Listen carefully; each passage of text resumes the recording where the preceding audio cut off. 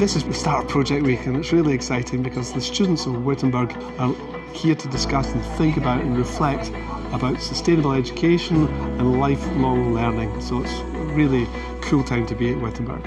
We have to understand that we have to give back something to society. So to connect better with society, to have business students to understand that there are more things than just making a profit, providing a stimulus to society. Therefore, these sort of events are very important. I always think US is a rich country, and then everyone has a quality life and education. But if you look up the details, it's very different and complicated. Well, technology does advance in time.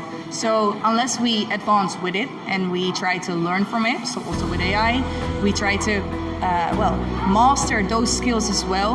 Our intelligence, our knowledge will go down, while the rest of the knowledge will go up.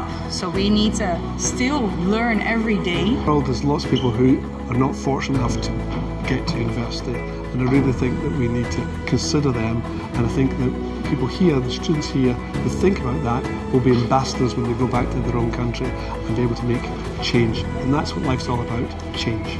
Looking critically towards your own country, but also looking towards other countries, how are they doing it? And could we maybe improve our country, or should we learn from it, or should we help them instead? Wittenborg is well on its way to work also on the quality of its own business education, and we do that through various accreditations, and so we're looking forward to our next accreditation visit, which is with AAC as well.